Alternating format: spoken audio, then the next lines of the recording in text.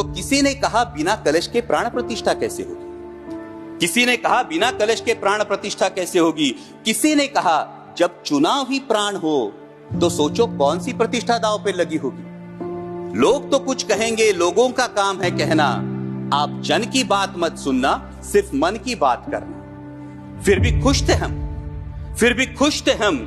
500 साल का सपना जो पूरा हो रहा था, हमारे अंदर का हिंदू भी पूरी तरह से जाग गया था। तो चल पड़े अयोध्या की ओर, राम लल्ला की दर्शन की आस लगाए। चल पड़े अयोध्या की ओर, राम लल्ला के दर्शन की आस लगाए। जो सामने नजारा देखा वो देखकर दंग रह गए।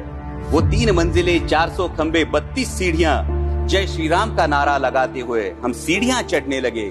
राम लल्ला से क्या गुहार लगाए ये सोचने लगे। पहली सीढ़ी पर याद आई महंगाई, पहली सीढ़ी पर याद आई महंगाई, दूसरी पर देश में बढ़ती बेरोजगारी, तीसरी पर पत्रकारिता की चरण चुंबकता, चौथी पर सेंट्रल एजेंसीज की संदिग्ध भूमिका। हर सीढ़ी पर कुछ न कुछ याद आ रहा था, हर सीढ़ी पर कुछ न कुछ याद आ रहा था। कहीं 15 लाख का जुमला, कहीं किसानों का आक्रोश था, कहीं महिला कुश्तीगिरों की वेदना थी, कहीं सालाना 2 करोड़ रोजगारों का वादा था, कहीं बढ़ती सांप्रदायिकता थी, तो कहीं चुनिंदा पूंजीपतियों पर मेहरबान हमारी सरकार का चेहरा था।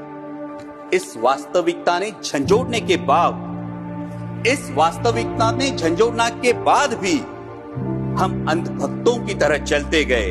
होश तो तब संभाला जब राम लल्ला के दर्शन हुए। हमें नतमस्तक देख राम लल्ला मुस्कुराते हुए बोले, हमें नतमस्तक देख राम लल्ला मुस्कुराते हुए बोले, मैं कल भी था, आज भी हूं, कल भी रहूंगा। जितना इस मंदिर में हूं उतना ही तुम्हारे मन में रहूंगा। लेकिन याद रखना हमेशा, लेकिन याद रखना हमेशा, मैंने त्रेता युग में रामराज जलाया था, तुम कलियुग में जीते हो जहां संविधान ने गणराज जलाया है।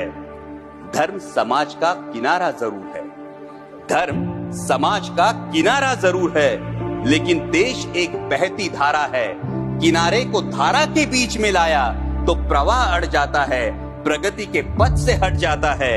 इसलिए धर्म का ठेकेदार नहीं, पहरेदार बनना चाहिए। इसलिए धर्म का ठेकेदार नहीं, पहरेदार बनना चाहिए।